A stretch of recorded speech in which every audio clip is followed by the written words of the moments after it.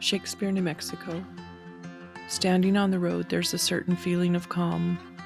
The warm sun streams down even in winter, and the rocky terrain is hot and dry. Silence fills the shadows as ghosts of the past move around town like a gentle breeze.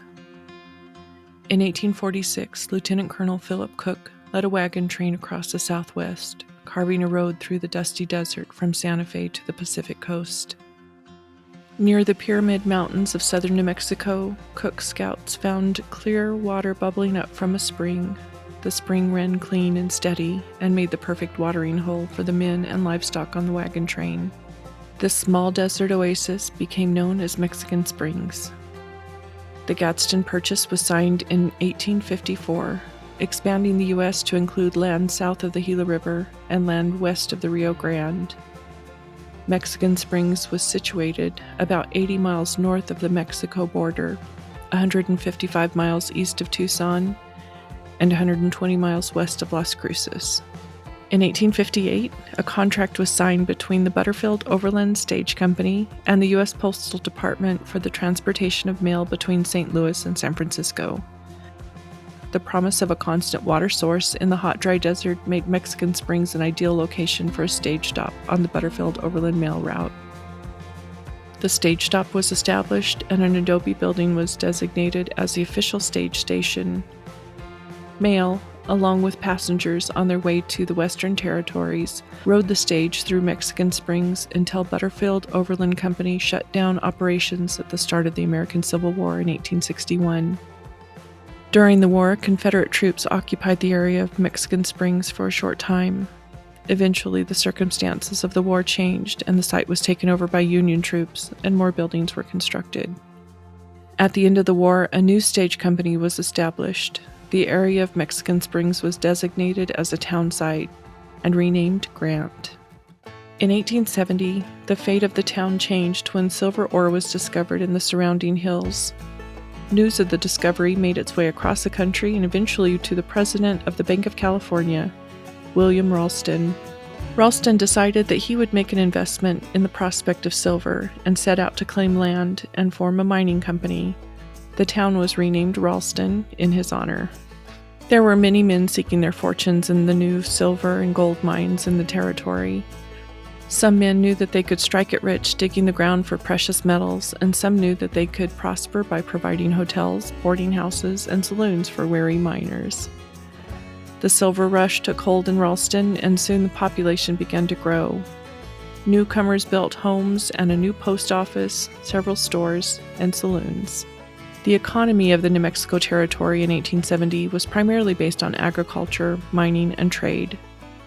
Although ranching and farming were the main activities, in this area of the state, mining played a significant role, particularly in the extraction of copper, silver, and gold.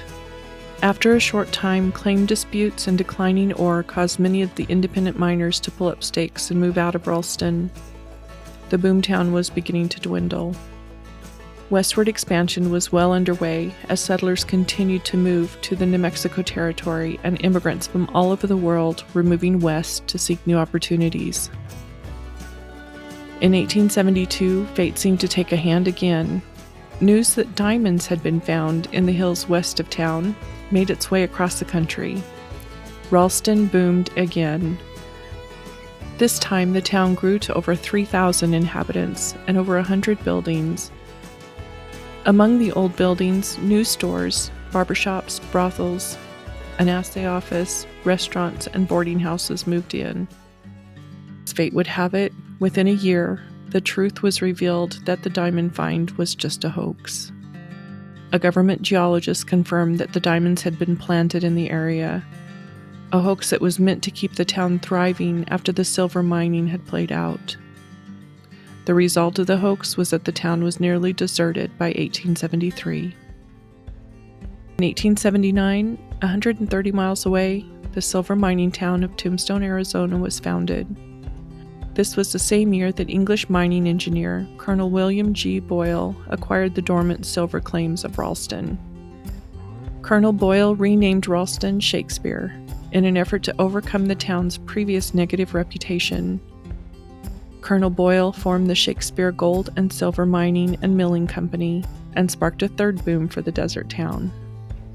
Progress of transportation infrastructures facilitated even more trade, immigration, and tourism in the Southwest. 1 year after Colonel Boyle formed Shakespeare, the Southern Pacific Railroad was built, 3 miles north of town. Once the railroad was established, the town of Lordsburg, New Mexico began to grow, attracting commerce and industry to the new rail stop rather than the old stage stop. Mining in Shakespeare ceased during the Depression of 1893. Most people had to move away in order to find jobs, leaving behind empty buildings and quiet roads. When mining was able to resume again in 1907, it would be about a mile south of Shakespeare in Valadon. The nearby mining operations led to more activity in Shakespeare. More men came to the area to work in the mine. Wagons hauled ore from Valadon through Shakespeare to Lordsburg. Eventually, the Valadon mine saw the need to build a rail line and replace the wagons. A rail spur would connect the mining operations to the Southern Pacific Main Line. New tracks ran from Lordsburg through Shakespeare's Main Street. The train ran through Shakespeare for 15 years until the Depression of 1932, when mining was shut down once again. In 1935, the town of Shakespeare and the surrounding land was purchased by Frank and Rita Hill. The countryside took on a new life and was put to use as a cattle ranch. In 1970, the town was listed on the National Historic Registry as a historical site. The miners have long since gone, and the dreams of a rich life filled with precious metals and sparkling diamonds vanished, retreating back into the creosote-covered hills. The clear water that flowed from Mexican Springs ran dry after the Sonoran earthquake of 1887. Gray, rocky ballast is all that's left on the ground where the railroad used to run. The old-time energy of prosperity and wealth still lingers and blends together with the heaviness of defeat and the gravity of loss. Ghosts of the boomtown still visit Shakespeare, careful not to disturb the peace.